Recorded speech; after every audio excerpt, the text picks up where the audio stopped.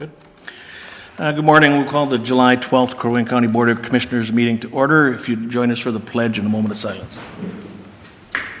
I pledge allegiance to the flag of the United States of America and to the republic for which it stands, one nation, under God, indivisible, with liberty and justice for all.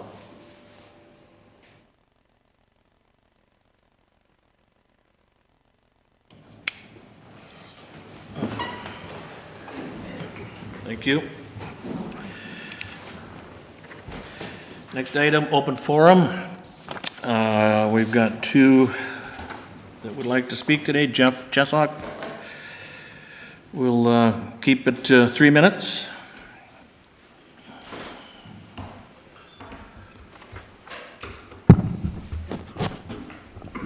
Good morning, Chairman Haug and Commission members. I've been here a couple times asking you to reconsider having your budget and personnel committee meetings on YouTube. And there's no response. Maybe you could tell me, am I just wasting my time today by asking again? It was your decision. You did that via email back on December 12th or January 12th or 13th. You all weighed in on it. Again, I want to thank Mr. Coring and Mr. Brecken for at least allowing the public to see in a recording, a video of your meeting, to see what you talk about. Am I wasting my time by coming back to you again? Well, I think we're comfortable with how things are working, Jeff. Maybe could I ask a question of you? How do you handle your airport commission meetings? We put that on audio recording. It's available for the public if all they have to do is ask for it. And we've been doing that now since 2012. All right. 13. Just curious on that. I haven't. Yeah. And it brings up an item, back in 2014, I came before you. I believe you were on the board then as well. And also Rosemary, you were. And I just asked to have an audio recording of your committee of the whole meeting. We've now put that on YouTube, and I appreciate that.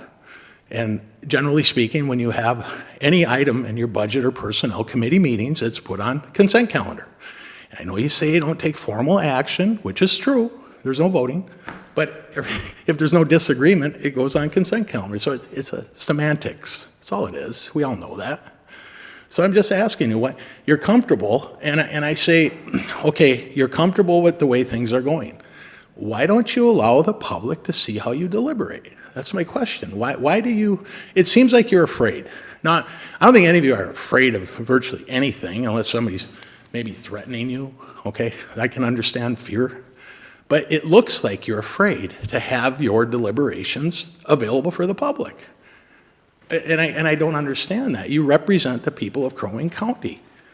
And don't you think it's fair to them to show them how you come to your decisions?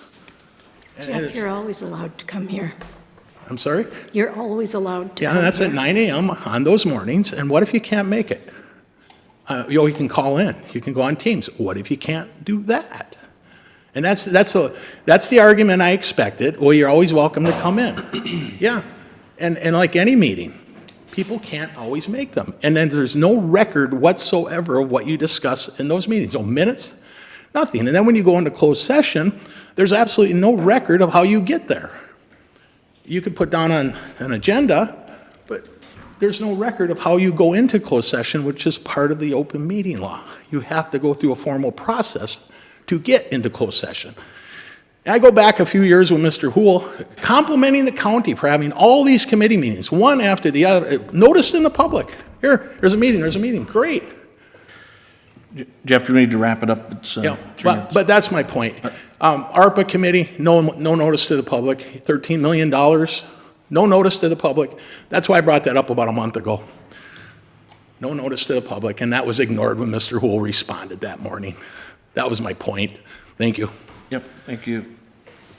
Next, Tony Bauer.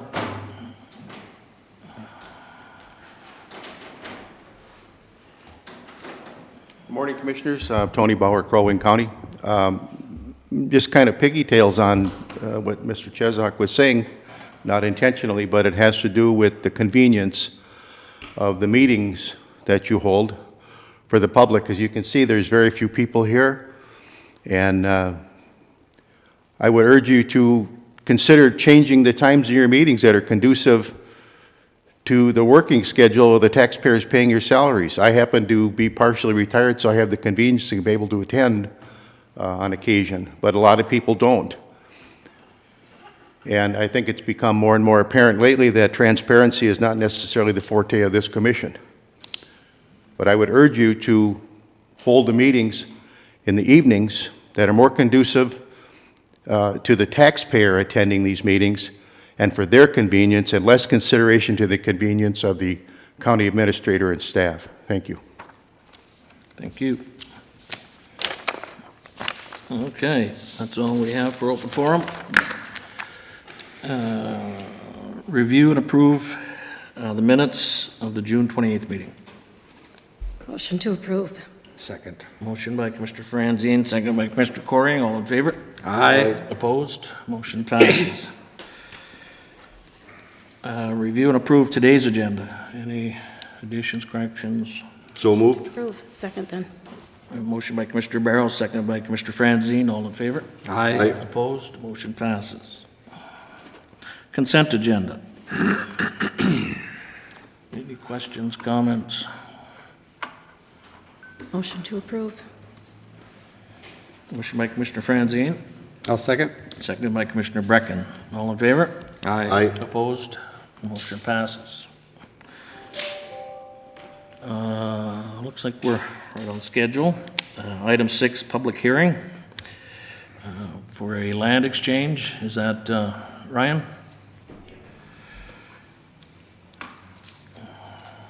Good morning, Mr. Chair and members of the board.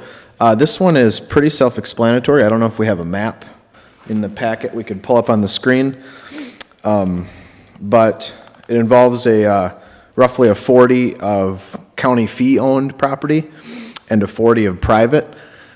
Mr. and Mrs. Baker own all of those parcels outlined kind of in that pink color, labeled the Baker parcels. And they also own that one outlined in yellow to the north. And which is that yellow one there is a 40, completely surrounded by county fee land. And so that's actually a parcel that's privately owned, surrounded by county, and it fits well within our management strategy, so we'd like to acquire that. And then that red 40 is currently county fee, and we would trade that away to Mr. and Mrs. Baker as part of the land exchange. So we're here with today for a public hearing seeking feedback on that. All right. We're looking for a motion to, Mr. Chair, I would move to open the public hearing on the Baker Land Exchange with Crow Wing County. Second. we have a motion by Commissioner Coring, seconded by Commissioner Franzine to open the public meeting. All in favor? Aye. Opposed? Motion passes. Anybody in the audience care to speak towards this issue? Anybody in the audience? Seeing none? Motion to close. Second. Motion by Commissioner Franzine, second by Commissioner Barrows to close public hearing and bring it back to the board. All in favor? Aye. Opposed? Motion passes. Any? So do we have to pass the resolution and? Yep. Yes. Yep. Yes. Let's see here. Motion to pass the resolution for the land exchange between Crow Wing County and Marjorie Baker. Second. A motion by Commissioner Franzine, second by Commissioner Barrow. All in favor? Aye. Opposed? Motion passes. Let's see. Land Services, Jake?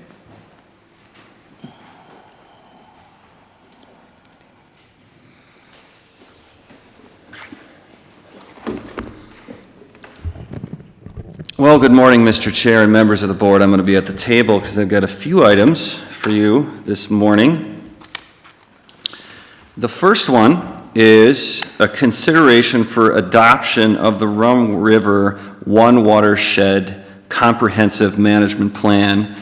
And I think for this one, there's a map on packet page 57. I think that would do well for kind of a visual as I go through a bit of this. But Mille Lacs, Isanti, and Sherburne counties have been leading an effort. to develop the Rum River Watershed 1 plan beginning in spring of 2018. So it's been a long process. That watershed is almost 1 million acres in 10 separate counties, and you can see on the screen the extent in the red outline of just where that watershed lies. And you can see that only 4.7% of Crow Wing County's land base exists within that watershed, and that's just that little area on the southeast side of Crow Wing County that encompasses that area. So that includes Smith, Borden, Camp Lakes. Those are some of the notable ones, and of course, Mille Lacs itself. There was a policy committee, an advisory committee that oversaw that process, including a work group, a steering committee consisting of staff from soil and water conservation groups and county staff from each of those counties. There was a comment period held in the winter of 2021 and 2022, just this past winter. And then at the end of that comment period, and with some minor tweaks to the plan, the Board of Water and Soil Resources approved the final draft of the plan in May of 2022, which is pretty exciting, which basically gave their stamp that this plan is ready for counties and soil and water conservation districts to adopt it. So we have 120 days from that approval from Bowser to adopt the plan. The plan identifies high-priority erosion, sedimentation, and water quality issues in conformance with Bowser rules. Funding for that plan is allocated through the Clean Water Fund under a category called Watershed-Based Implementation. It's every 2 years. My understanding is for a watershed of this size and this magnitude with the number of things going on, it'll be around $1 million+ every 2 years to implement what's needed in that plan. So the way the group that was involved with setting this plan up is going to implement it is through what's called a joint powers entity, which is going to be a separate entity that's going to receive funding directly. They're going to be determining the project funding priorities and approve annual or biannual work plans. So the second item in my agenda today before you is, once we get through the adoption of the plan, we'll talk more about whether or not we want to enter into that joint powers agreement. But for now, the item before you is just to consider adoption of the plan in Crow Wing County. I'll take any questions anyone has. Otherwise, look for a motion. Mr. Chair, this is in my district, of course, and I've talked to Jake about this already. I will be supporting the adoption of the Rum River Watershed 1 plan, but I will not support the joint powers agreement. I just don't like, I don't like joint powers, period. And the fact that we have less than 5% in that area, and I believe that one of the commissioners would have to be appointed to be on this joint powers, which I'm not going to go because I just don't think it's, I just don't support it. I think if we have a project, that doesn't mean that if we have a project that we think is important in that area, this county board can submit that project to the joint powers for funding. Is that correct? Or vice versa. The joint powers could come to us with a suggestion that we may want to, and then we could bring that forward as well. So I think we still can have input, but I don't support the joint powers, period. So, but with that, Mr. Chair, if there's no other questions, I would move adoption of the Rum River 1 Watershed 1 plan adoption. Second. Okay, we have a motion by Commissioner Coring, second by Commissioner Franzine. Any further discussion? Seeing none, all in favor? Aye. Opposed? Motion passes. Okay, thank you very much. And I should say, congratulations for that one. I know we weren't directly involved with that day to day, but I can tell you on behalf of the other counties, there was a tremendous amount of work that was put into that. So I think a good decision all in all. All right, the next item, and Commissioner Coring already teased it a bit, but is a consideration of the way this has been drafted up for the implementation of the plan is through a joint powers entity. And so I'll speak a little bit about that. The joint powers entity has the authority to make decisions about the water plan instead of the local government units within each respective county. County Attorney Don Ryan has reviewed the drafted joint powers agreement in coordination with the other county attorneys for each county within the plan. And Don, I don't want to speak for you, but I know we spoke recently, and I believe your assessment of the plan is the structure appears to be good, but I don't want to step on your toes on that one. If I may, Mr. Chair. It was about 18 months ago, I think, the last time we were in front of this body discussing the same joint powers organization, or whether we wanted a collaborative type of structure where we didn't have an independent entity. You all indicated, the board, that you wanted more of the collaborative process. That was communicated to all the other county attorneys. The majority vote of all the counties involved, however, and watershed district boards went with this route. I have participated in the development of these documents. Should you choose to enter into this joint powers agreement, I think this is a good agreement. Should you choose not to, obviously Jake's already covered that with you, and Commissioner Corn, you've made your comments as well. I can answer any other questions you may have. Okay. So Thank you, Don. yeah, and that was just to state that kind of legally and the way it's set up structurally has been reviewed. So that's good. So signing the agreement, as Commissioner Coring articulated, means that we would need to appoint a representative of the county board to serve on this board to help make decisions about water planning in the Rum River watershed. Minimum meeting attendance will be required. Not signing the agreement still allows the county to become a member of the joint powers entity at a later date in conformance with the plan. So it's not a take it or leave it, you're never allowed kind of thing. So with that, the other thing I should note is, again, as Commissioner Coring articulated, it doesn't mean that no projects will happen in southeastern Crow Wing County if we don't sign the joint powers entity. It would be more of an ad hoc basis, whereas maybe a project gets identified that's in the plan. For example, maybe it's Borden Lake. The entity may call us and say, hey, you know, we think we got a good project in this area. We think you'd be a good fit. Would you like to take it on? I would take that to the county board and say, would you like to, on a kind of a piecemeal basis, do this project on Borden Lake? Here's what would happen. Here's the resources. Here's the funding. We would get the funding from the state, and you would decide whether or not we want to do that. So it does not lock the door on any projects in southeastern Crow Wing County. So that's a bit of a framework on what that means. And so at this time, we'd just be looking for a motion to either sign the agreement, or I guess you would call it deny signing the agreement at this time. Or we could table it, right? You could also table it, yep. Would that be a good way to go? I don't know. So you want action one way or the other, either yes or no, or? It would be good, because they are going to be moving forward with this Yeah. entity. They're going to be scheduling meetings. I would say tabling it essentially is not signing it at this time. It probably has the same effect as denying it. We're just not signing I'd it. rather, Mr. Chair, I'd just rather just tell them that we're not interested. So I would make that a motion that we do not enter into a joint powers agreement. The Crow Wing County Board of Commissioners does not enter into a joint powers agreement on the Rum River One Watershed One Plan joint powers.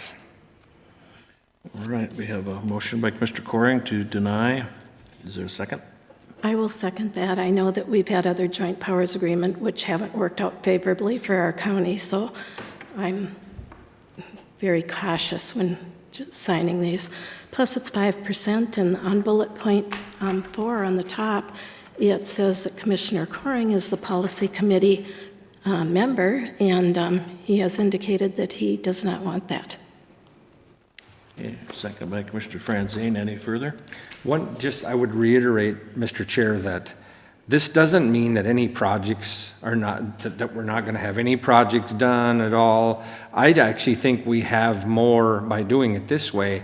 I think, Jake, either the county board, or it can be brought to us by the joint powers, and then the county board will be voting either yes or no on that. So I actually think we're better off this route, so, is that correct? That would be correct. And there's a give and take whenever you join or not join. Not joining means you're not at the table approving work plans and deciding the totality of it, but I think that's been discussed, so. Okay. Okay. Any other discussion? If not, all in favor? Aye. Opposed? No. Motion passes. All right, Okay. next, go ahead. Okay, the next item we have is a discussion of our interim ordinance number 2201. It has a long title, but essentially it's an ordinance that was recently passed in April of this year, restricting the use of alternative and controlled access lots and boardwalks and attached docks in Crow Wing County. So I'll go through some background on this a bit. Since we've passed this in April of 2022, Crow Wing County has seen proposals from developers and owners requesting to construct what I would characterize as simple boardwalks that are minor in nature for access to shorelines. The inability to place these boardwalks on the properties are preventing the use of the property in a reasonable manner, not intended through the enactment of the ordinance in its current form. A number of modifications are being proposed to, I think the word is correct, those unintended consequences, to allow for reasonable limited boardwalk placement while still maintaining the desire of that interim ordinance, which is navigational and safety hazard encroachments on neighboring properties, concerns about development pressures in the areas. So that was when we looked at potentially revising this, we looked at those three broad categories. Are what we doing going to compromise that? And so staff received direction from the board on June 14th to go back and draft potential revisions to the existing ordinance to try and tweak those changes. So that's what we've done here. We do have the draft language in the board packet, so hopefully everyone's had a chance to at least peruse that to see what that would mean. And so we are here today just to discuss that draft language, make sure we're on the right track so that we can keep moving forward, and then of course to set a public hearing date, and we'll do that at the end. But first I just want to go through some of the changes that we'll be looking at. So just to step back a bit, recall that this ordinance right now, what it does until April 11th of 2023, restricts any and all boardwalks above the ordinary high water mark above OHW, because that's where we control for planning and zoning, and it restricts all alternative and controlled access lots. Those would be legal rights to have non-riparian owners or alternative owners to use a single access point. So it restricts that at this point. The proposal would be to say we would allow boardwalks during this interim ordinance and modify it as long as they are not wider than 4 feet and 200 feet in length.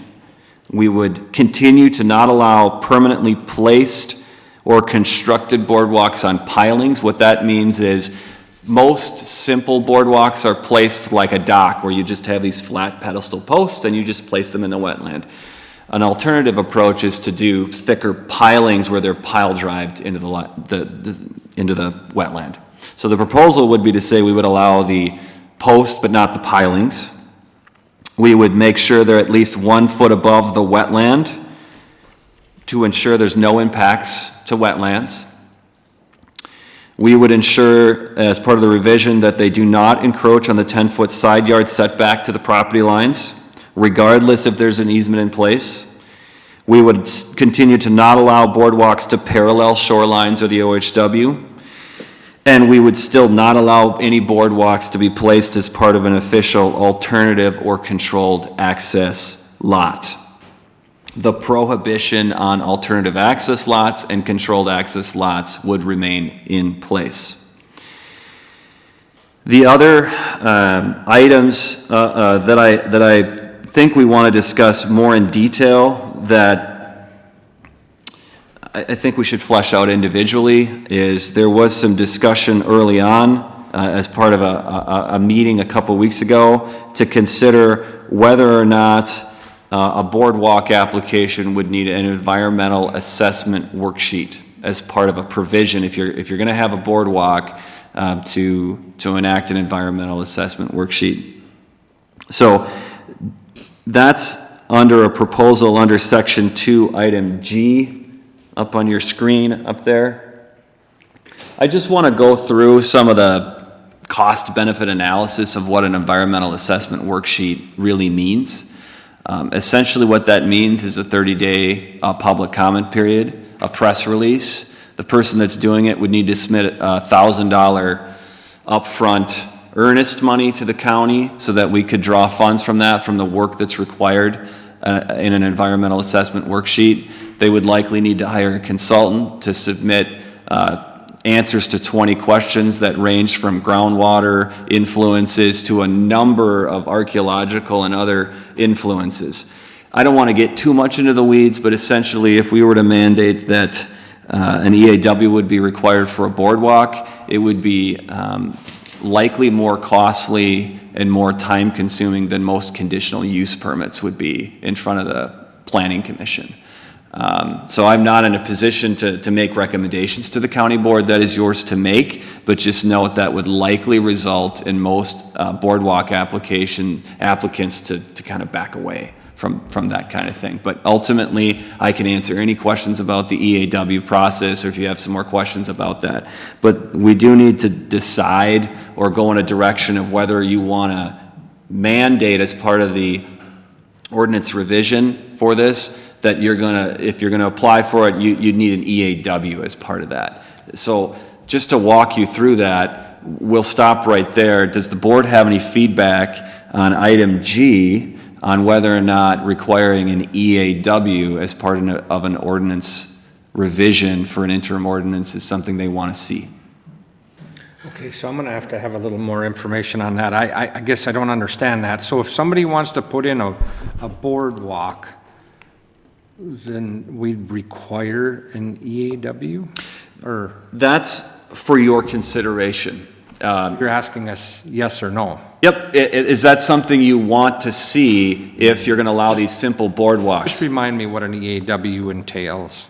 It would involve, it involves working with the Environmental Quality Board with the state of Minnesota to submit an environmental review. It's a set of 20 questions that they submit. It's The applicant would have to take Yes, they would have to submit that to us, and then we would go through a 30-day public comment, et cetera, et cetera. I don't favor that. Okay. I don't favor that. Mr. Chair, I did have another question. So when you were talking about not doing the pilings and just doing a post, does that mean that the boardwalks then are not permanent, so that in the wintertime that they'd have to take those boardwalks out? Would they stay there? Would they not stay there? Most What are you envisioning? Commissioner Coring, most people would keep them there anyway. It Okay. just means that it would be, at such time someone wanted to, it'd be easier to remove. Okay. I mean, they're mechanically usually driven in. But, Mr. Chair, so once they get, like, this is the wetland, and then this is the lake. So once they get out to the lake, and then they have maybe an extension of like a dock out there, that actually has to be out by state statute, right? Correct? I mean, they can't have that out into the water in the wintertime, correct? That's up to the owner of the dock, and I don't want to speak for the DNR's rules as far as, or any of our surface water ordinance provisions. Mr. Chair. There you go. Go Sorry, ahead. Jake, to cut you in, but the dock ordinance does not specify, our dock ordinance does not specify.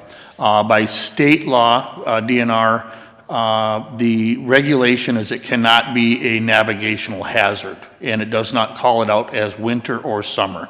The great majority of our docks are removed simply because they will be destroyed by ice, moving through the winter. But we do have a few areas, open spring areas, bay areas, where people are able to keep them in year-round, and they do keep them in year-round. So there's Okay. no specification that they have to be removed.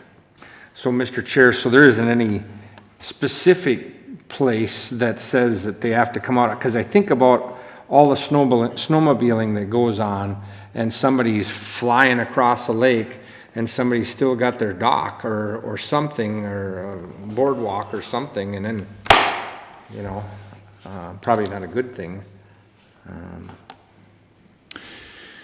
Mr. Chairman, if I may, Jake, you said it required an EAW. This says EIS. So so once someone does an EAW, it goes before the county board and you would determine whether they need an EIS. And so then you would declare a negative declaration for an EAW to determine whether it needs an EIS. So basically what that means is an EAW is performed, and then the county board determines whether further environmental review is necessary even after that through an EIS. So that's how the language is drafted up there. Mr. Chair, if I may again, I was part of the conversation that had this added, and the concern which frankly I and a couple others wanted to put before the board is you have two projects that prompted this moratorium, which are going through some very sensitive areas without any environmental impact being, I don't want to say being considered, but there was no review. There was no what will the impact of putting something through that thick of an area of cattails or through a wetland and then through a cattail area out into the lake. And so the concept was, at some point in time, do we need some kind of environmental impact, I'm just going to use the word review, prior to allowing something to go forward. And so really, whether it's this mechanism, which is the most recognized mechanism to do, or something else, it seemed that the county board wanted some kind of attention in those very sensitive areas before we just started putting pylons and boardwalks and stuff through there. And so I just, to kind of fill out the conversation, Jake presented accurately what we talked about and what went into this. I just wanted to fill that out a little bit more for you. Thank you. Mr. Chair, so I can wrap my head around this before we take a vote. So I come in, I'm an applicant, I'm coming in for an application, and under these, if we pass this new ordinance, so I come in for the application, then I automatically have to get an EIS? An EAW. An EAW? Yep, Okay. correct. And tell me how that works. So I don't personally, I'm the applicant, I don't personally do the EAW. Who does that? Or how does that work? Commissioner Coring, technically you could do it, but the kind of information that the questions ask for lends itself most of the time to hire a consultant. Mm-hmm. Usually it's an engineering firm that would draw up the various maps and diagrams necessary to suffice answering the questions. With Seth, and I don't throw that out there as a advertisement for Witseth, but they're one such company that could assist with that, things like that. So Mr. Chair, every application would have to have an EAW, is that what you're saying? Under the proposed language here, it would revise, yes, it would require it. That's correct. Mr. Chair, if I can, and maybe Don could help clarify this for me. In the two situations that we're looking at, one is it started off with the DNR by approving a dredging operation. Am I correct on that? That's actually a separate one. That's the one you're thinking up on the Narrows and Whitefish Lake. I actually did an on-site out there. That's not one of the things that prompted this. This was the one, I think and correct me if I'm wrong, Jake, the two projects that really prompted your moratorium were the one on Trout Lake and then the one on Pelican Lake. Right. Correct. Where the proposals were to basically put the big pylons in and create permanent dock structures through long segments of potentially environmentally sensitive areas. And then those were plans that were originally going to be larger developments, shared use of multiple lots using those? The one on Trout Lake was, the one on Pelican Lake, I think Yes. that was Yeah. two for three different lots. Yep. Yeah, I think that was 3 different lots. Because I think one is we've established, talking to DNR, that the best way to cross a wetland is a boardwalk. I don't think we want to make it over cumbersome, but yet at the same token, you know, I mean, I see like this is almost overreach in a way, but we got to be able to, how do we handle that? But I think by having no administrative subdivisions on the shore, that way we can catch those, because when they come to the development meetings, we're going to have that discussion. Mr. Chair, if I could, if the goal is to allow the simple, in quotes, boardwalks that are just for one lot, just for them and just to have them move forward, I don't think that the EAW approach would lend itself for those applicants to move forward. They would probably just continue to say, I need an EAW, and back off. But that's just hypothetical. I think What was that $1,000 you mentioned as well? It's part of our fee schedule and our policy that we That have. been in place, or is this new? No, that's been in place for a while, yep. And that is like a planning and zoning application or something, you submit whatever dollars, this is the same thing? It's in place because before we had it, we saw that staff was spending a considerable amount of time responding to public comments, drafting press releases, working with the applicant on revising their application to the point where we needed to have funds to ensure that we are able to, it's almost like an application fee, is how we would look at an EAW. And so that's currently in place. So what kind of public notice would you have to do for a boardwalk? Well, if we follow the EAW process, it's a 30-day public comment period, plus we would send that out. Yep. And again, that's suggested language. It doesn't mean that has to be. That's just for your consideration. We are not making any determinations on this today. Okay. But we want to make sure we're on the right track. Yep, right. Yeah. I agree with some, but I'm not sure all, so. And Mr. Chair, if I can. Yep. We have Minnesota Administrative Rules 4410.4300, which is called mandatory EAW categories. And if you go down to subdivision 19,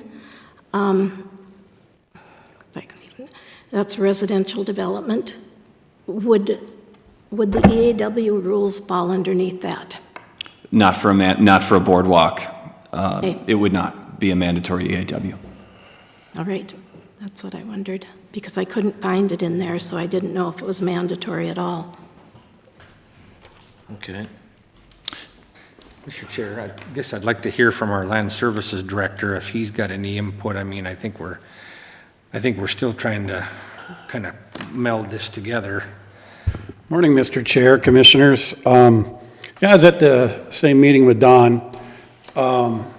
The concern on an EAW and, environmental oversight is valid, except for the two that have triggered this moratorium has basically rendered anybody that has cattails between them and the lake non-riparian property anymore because they can't use it. And that's the concern that we've heard since you've enacted the moratorium. Now, I want to refresh your memory that we're still going through and studying what is the best, most appropriate way to move forward, no matter what you do with the current moratorium if you change it or tweak it. Currently, we've heard from, at least 3 people that have either purchased or want to purchase property, and they can't access the water because of this restriction. So before this moratorium, and the 2 that Don refers to that triggered this are these, I want to call them monster docks. I mean, they are massive. What we're talking about here is a 4-foot wide. We wanted you to maybe consider a 6-foot wide dock. Currently, the DNR regulations will allow somebody to build 8-foot wide. So we would be quite a bit more restrictive than what the DNR would allow. But even if you went and said no EAW, because my opinion is if you do the EAW, you still are probably, you're going to allow somebody to do a boardwalk, but you're just going to charge them a lot more money because the DNR is going to say during that that's the preferred method to get across the wetland, not to fill it. So what that is just, I want to say more red tape, except for these permanent, kind of, we call them the piling ones, the ones that you basically almost drive a car down the darn things. And those are the ones that I think are causing the hazards, not the docks that are in the cattails. They're not legally supposed to be driving their snowmobiles through the cattail swamps anyways, unless it's a designated snowmobile trail. The conservation officer should be stepping in on that anyways. Nonetheless, we will study this issue, EAW or no EAW, and bring you back a report by April of next year on just some more research. But if the intent on some of the board members that I've talked to is to allow people to get to, use their lake lot and give them a little boardwalk to the water, EAW probably isn't going to be what gets you there. We haven't required that for the last, I don't know how many years. I don't think a moratorium tweak is the right avenue for that. But if it is the right avenue, it would be through the study that we're going to do throughout the rest of this year and bring you that recommendation for the official ordinance change at that time. Did I make it even less clear? No, I think that helped. I really do. I just, Mr. Chair, I just think that we're now, I think we're going, the way the pendulum is, I almost think we're going, too far with this environmental worksheet. I don't know, it might be a bridge too far, or a boardwalk too far for me. I'm going to just contemplate that for a minute. Again, today's purpose is to set a date for a public hearing. It is, but... And then that language can be more defined at that time? Yeah, and Mr. Chair, it would be good to get some sense of consensus to remove item G so that we're not backtracking when we get to the next step, if that's the wish of the board. Well, Mr. Chair, I can just tell you if this comes before us again and that G is in there, that's a no vote for me. I can just let you know. I just think that's just too far for my liking anyway. Mr. Chair, if I might, you're just asking for direction at this point, correct, Jake? Yeah. Yep. So, along with what has been said up here, and I'm one of the more strong proponents for looking out for our lake shores and that, and our wetlands, but I would say at this point, let's just put the EAW to the side, and so your direction is known. That would be my position. I don't know exactly what everyone up here thinks, but that's where I'll set at this point. We can always bring it back if we have to, but you're just looking for direction now, so.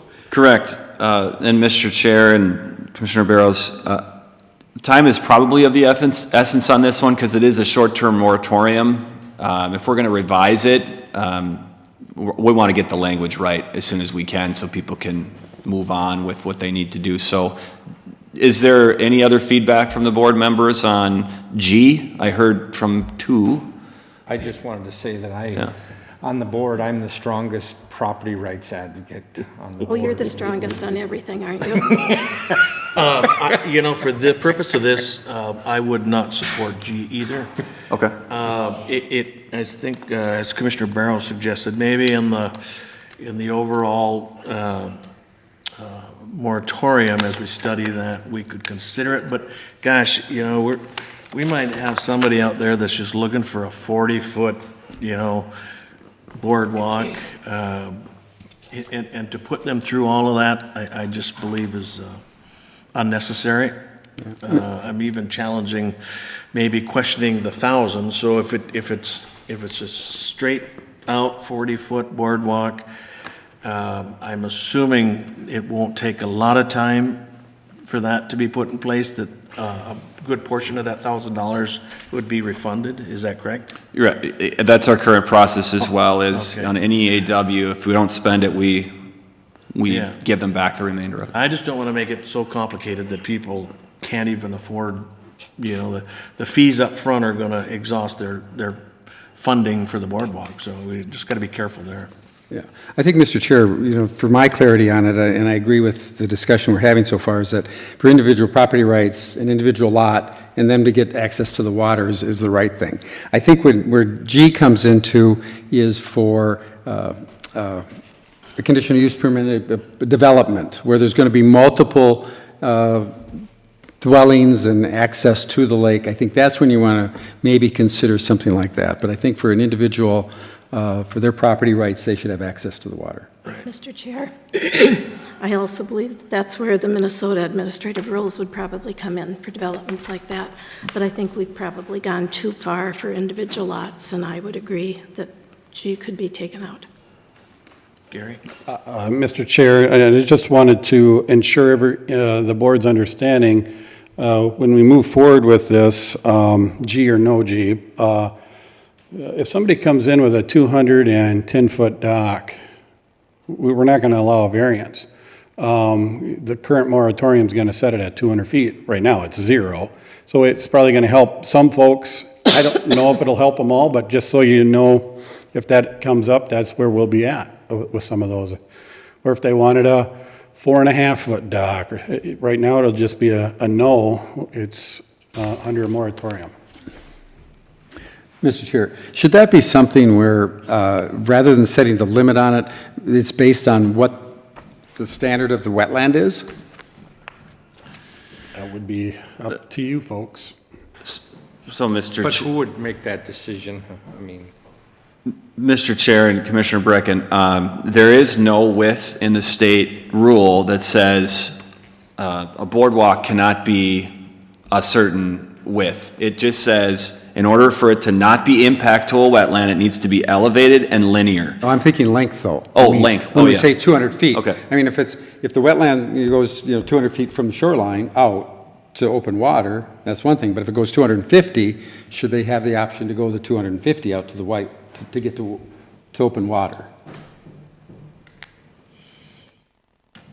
We'll run into Maybe that's the situation, as the boardwalk goes to the point, and that was what we're dealing up in Trout, is they were going to go out 200 and some feet and, to get to open water. And maybe that's where it should be, instead of limiting it, it's the distance from the shoreline to open water. As long as they meet side yard setbacks, don't encroach on somebody else's riparian. Right, and it's 4 feet wide, and Yep. we follow all of that. so if somebody, I like that. So, Mr. Chair, so if their lot is here, we want to make sure that that boardwalk isn't going out into some, okay. Right. Mr. Chair, if I might ask for clarification from Commissioner Brecken.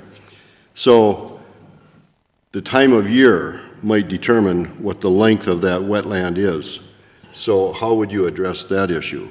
So if you go into later summer, there's going to be more cattails or whatever growing up and appearing, and when they applied, 200 might have,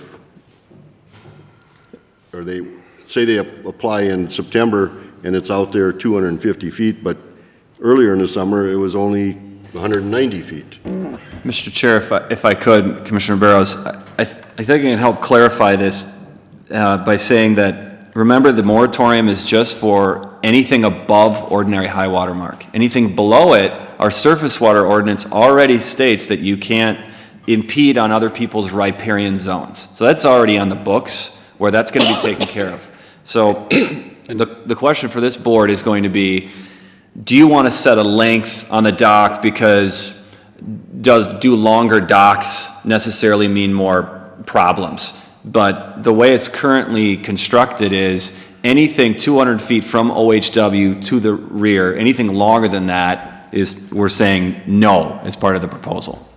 Well, to Bill's point, if somebody's at 210 feet, are we suggesting they go out and chop 10 feet of the wetlands out and make it legal? So that's why I would rather have maybe no length limit at this time. We could just Which be takes it to creating the open water. right. So I think open water is not a concept we would have in planning and zoning. It'd be to the OHW. Open water could be below OHW. Commissioner Brecken, did you mean to OHW, because we wouldn't be able to control things below that under this moratorium. If it's the concept of open water. So What am I missing? So we're treading on DNR's responsibility when we get past the OHW. we couldn't construct something very well that would say you can construct a boardwalk just until you get to open water, because again, our regulations start at OHW, which may or may not be open water. Sometimes it's in cattails. So that's more of a DNR surface water ordinance issue. Mr. Chair, this came before us because of some issues that Bill had found out about. And I think we didn't have enough knowledge to make a good decision at that time. And I'm not sure whether this is a good decision at all. We are really stepping on property owners' rights. I want to make sure that we protect the environment and we protect the lakes. But at the same time, it doesn't protect the lakes if you have 250 feet and you say they can only have 200 feet of boardwalk. So I think this really has to be looked at carefully before we actually enact it. And you could also remove the 200 feet if you would like, and just stick to 4 feet. There's options there. Yeah, I mean, there's a lot of things in here that, looking at it, seem to need some tweaking.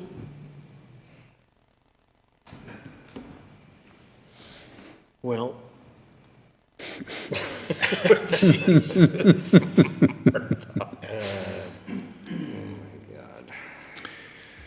Should we just set Did the I public understand hearing? that our responsibility stops at the OHW? Correct. So then why would we be setting limits if that falls under the DNR, I'm assuming? So How does that work? if you're asking my opinion of whether we should set a 200 feet limit or not, that's a policy decision from the board. I'm not sure that setting a limit the difference between 200 feet and 250 feet for a dock that's not using pilings, that's only 4 feet wide, I think would have a negligible impact. But again, whose enforcement? So if somebody put a boardwalk out that's 4.5 feet wide and 201 foot long, who would enforce that? The county would. So we do have that. If it's above OHW, yes. Okay, all right. I just wanted to make sure we weren't stretching our limits as far as enforcement, but. Maybe have a joint powers on this? Then I vote no. Well, again, we're here to set the date for a public hearing. So what we do today doesn't necessarily lock us into anything that you've got up there today.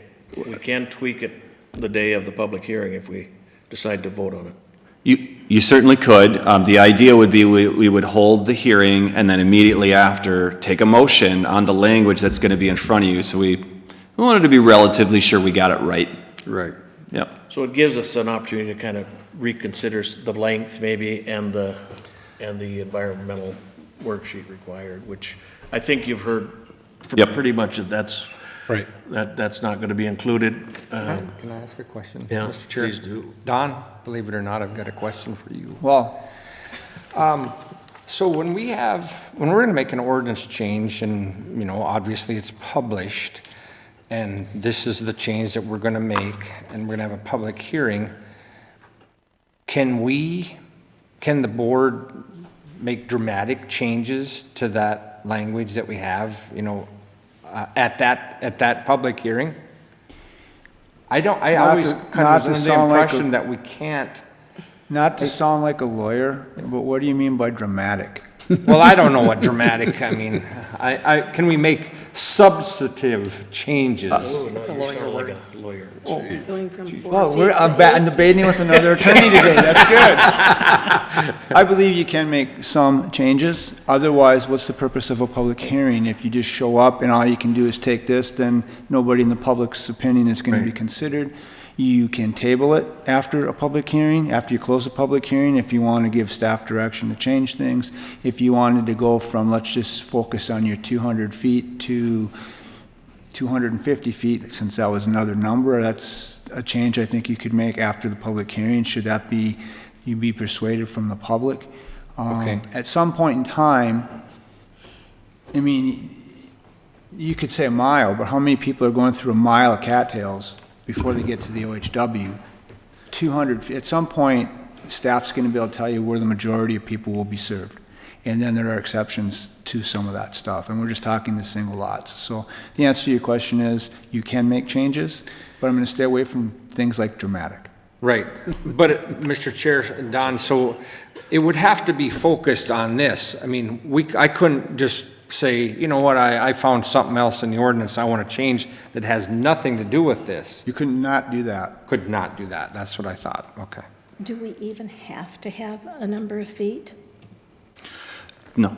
No, I don't think so. Okay, well, that would be my, Mr. Chair, if I could, I'd just like to add in one more point. The ordinance that we as the Sheriff's Office deal with the most is under our water surface use ordinance, is our docks. And we put an extraordinary amount of hours every year into questions and complaints on our dock ordinance. And that is all related to placement. Very rarely length does come into question, but we do not regulate length. And I'm very glad we do not regulate length in our dock ordinance. I will not, I shouldn't say will not, I do not want to have to regulate length in another ordinance. There are so many variables, because then we're going to talk about where does it leave the shoreline, okay? Is the piece of plywood that attaches to it from the bank, is that included in the 4 feet? There's too many games to be played. So in my personal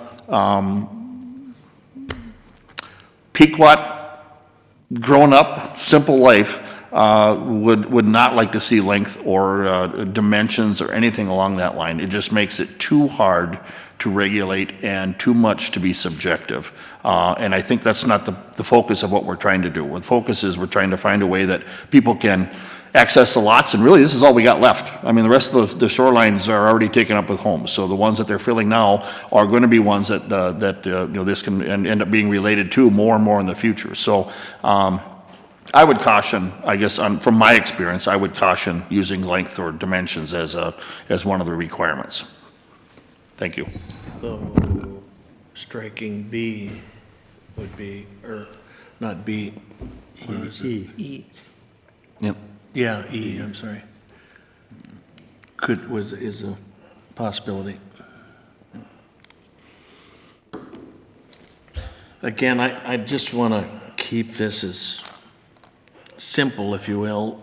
We do have residents out there waiting to close on properties that they assumed they were buying a lake lot, and this moratorium kind of changed that, not giving them access to the water, of having something that allows the basic boardwalks that I think 99% of them are what we're seeing, and allowing those to happen, yet still reviewing the language to stop a couple of those that have been crazy in size and shape and length.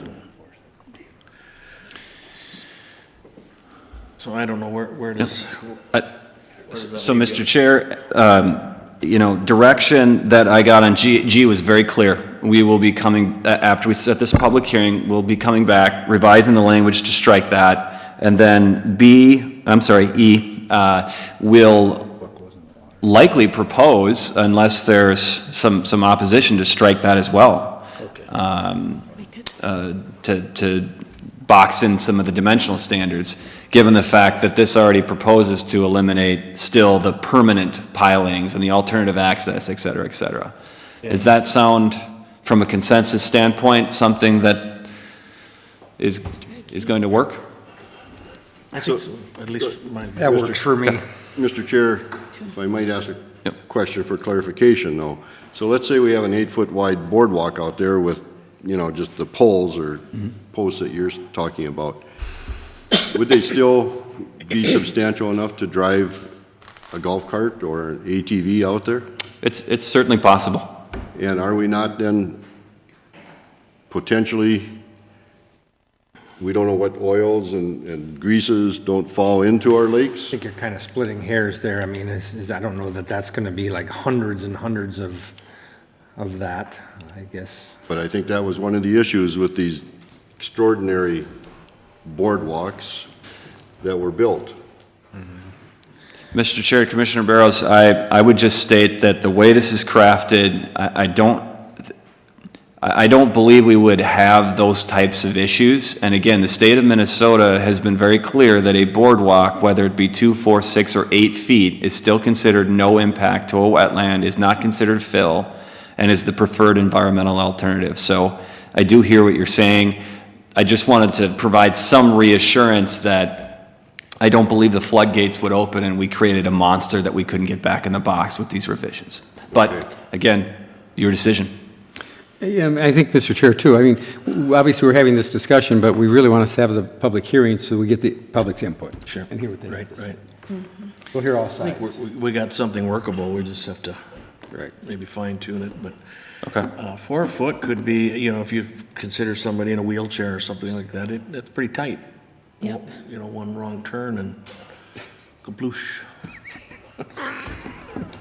So we got to consider some of that too. Okay. I'm not suggesting we have ATVs. Mr. Chair, having a brother that's in a wheelchair, I don't think he spends a lot of time on a boardwalk over a lake. Well, you I never can know. just tell you, the risk isn't We worth can't there. rule it out, so. Mr. Chair and members of the board, I'll be coming back with a revision to eliminate E and G, and we will set a public hearing date. Mr. Chair, so do you want to set the public hearing date today, Jake? Knowing that you would make those changes, or do you want to make the changes, come back, and then set the public hearing date? I would like to set the public hearing date and make those changes in time for both to happen. Considering this is a very short-term ordinance, we need to either make the revision or we're getting... Hearing next meeting? Well, We have to have 30 days, I don't we? just hate to So keep the- dragging it out, but. Yep, so the option are July 26th at 9:15 or 9:30. Those are options.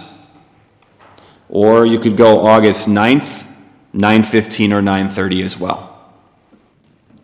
Well, I don't believe it's going to take much to revise this to Correct. get. Right. We could have it ready to go on the cleaner 26th. Draft in front of us. So the 26th? You need a motion to set the public hearing. Okay. Mr. Chair, I would move to set the public hearing for the ordinance changes on the boardwalks to, is it July 26th, our next board meeting? Yep. At 9:15. Second. Okay, we have a motion by Commissioner Coring, second by Commissioner Barrows, to set the public hearing for July 26th. All in favor? Aye. Aye. Opposed? Motion passes. Thank you, Jake. Where am I? Another one. We have one more. Yep. And I will be as efficient as I possibly can on this. I know that was a considerable amount of discussion on the last one. So thank you, Mr. Chair, and members of the board for that. This last one under Land Services is a proposal for not an interim ordinance revision, but the actual land use ordinance. So a bit different, more of a permanent ordinance. It doesn't have any sunsetting dates or things like that. So just a little background on this. In April of 2022, we made changes, or the county board made many changes to the county's land use ordinance. Among those changes included a provision that all proposed subdivisions of property that are 10 acres or less and 300 feet or less in width located in the shoreline district shall only be approved by the county board through the plating process rather than an administrative subdivision process, which is staff approval. So switching that to a full-blown plating process. So that was one of the changes. Since that time, we've had a number of applicants and applications that have considered subdividing their property that are generally larger in nature and hundreds of feet away from the shore impact zone of public water bodies. The result of these applications resulted in the county board, again, on June 14th, to ask staff to consider additional revisions to the ordinance to address, I would call it, those unintended consequences of requiring all properties in the shoreline district to go through a plating process. So what we've done is drafted some language to address that and to have a little bit more finer focal point on getting at the root cause of the issue. So what we're proposing to reduce this issue is if it's a riparian lot or a split involves riparian lots as part of that split, to require those to go through the plating process. Those that are not riparian lots that are proposed to be split but still in the shoreline district would go through the administrative subdivision process. And there would be still a set limit to those non-riparian lots on how many lots could be split over a number of years. So it wouldn't be just you get to have whatever you want whenever you want it, but it would really just focus it on riparian lots need to go through a plating process rather than all properties within 1,000 feet of a lake. So that's one issue. The second thing that we decided we needed to deal with was currently in the ordinance it states that this ordinance takes effect 30 days from the date of the decision. We think that's, in the majority of cases, pretty lengthy to start an ordinance revision, and we think it would be best served to state that the ordinance goes into effect with a change the date that the board approves the ordinance revision. So it would go from 30 days to basically 0 days.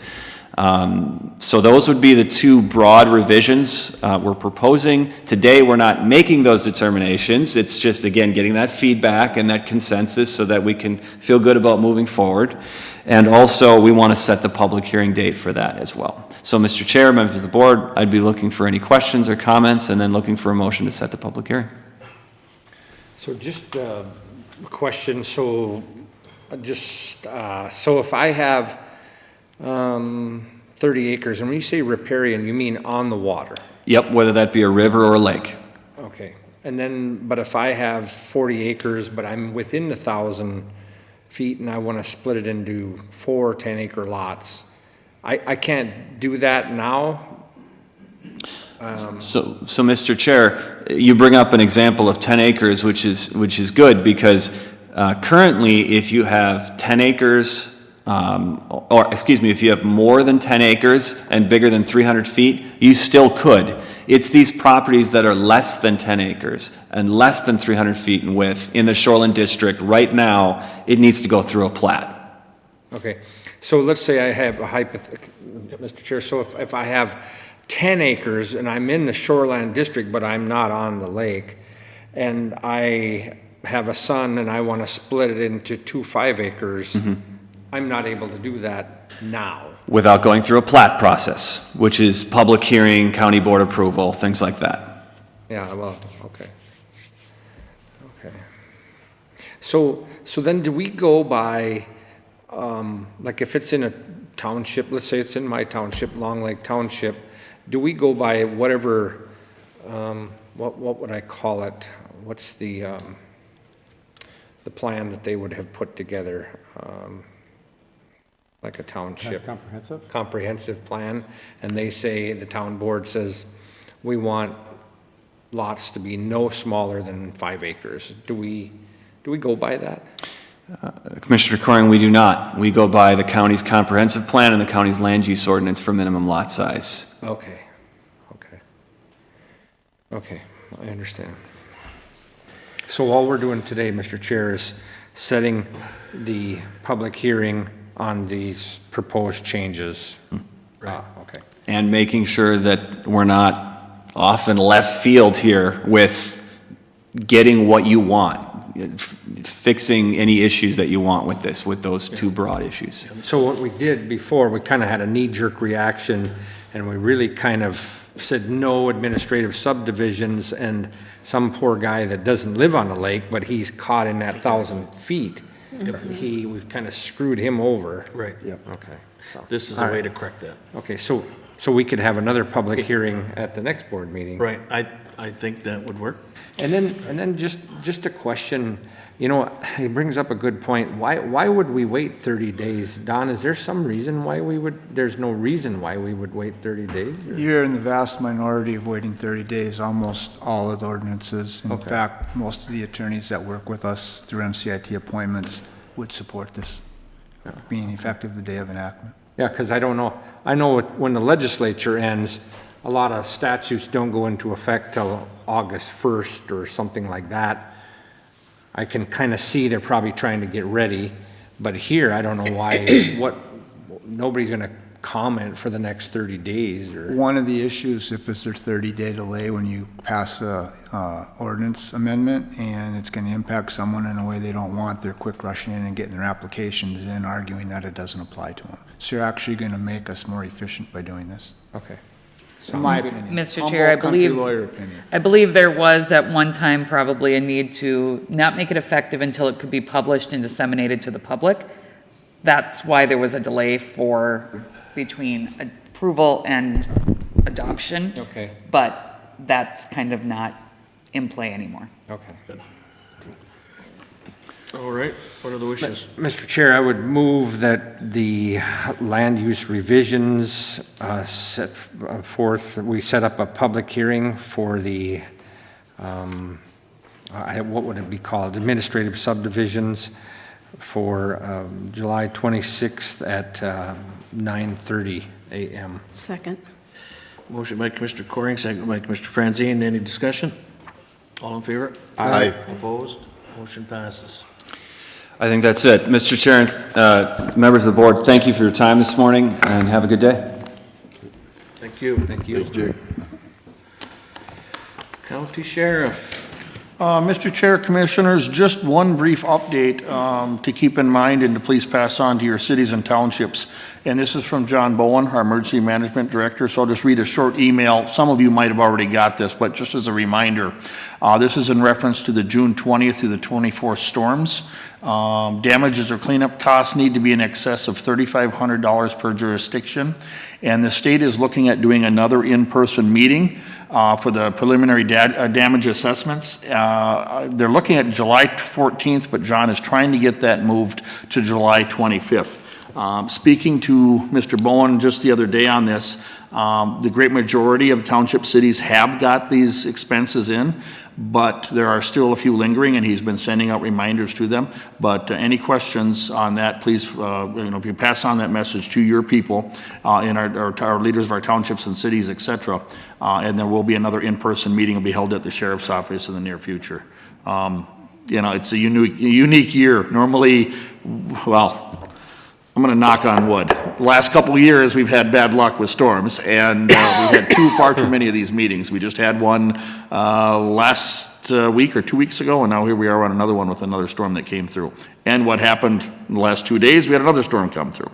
But I think most of the weak trees, at least in my area, have already been taken down by the first three. So other than that, any questions, I'd be glad to try to answer them. Thank you.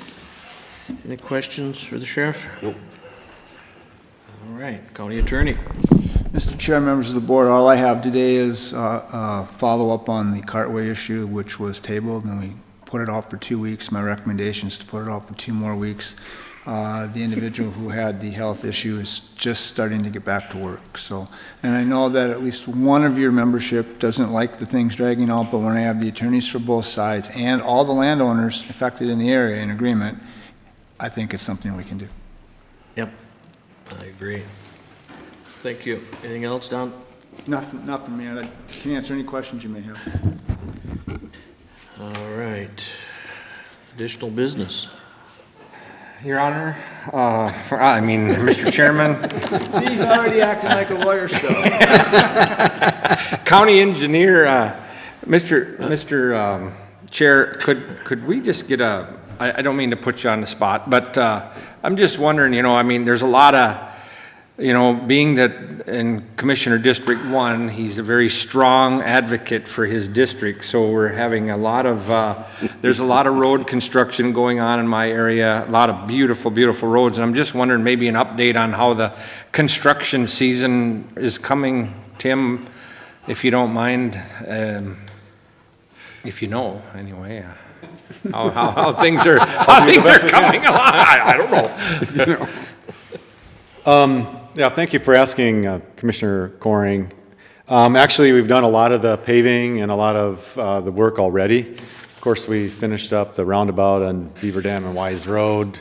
No, that's my district, not yours. Okay. Oh, we're gonna,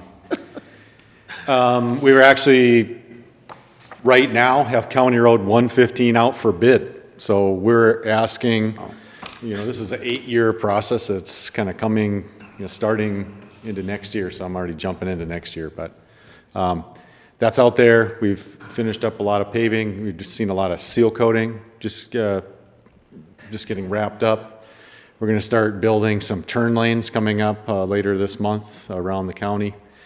And so the vast majority of the paving, which was in Commissioner District 1, is done for the year.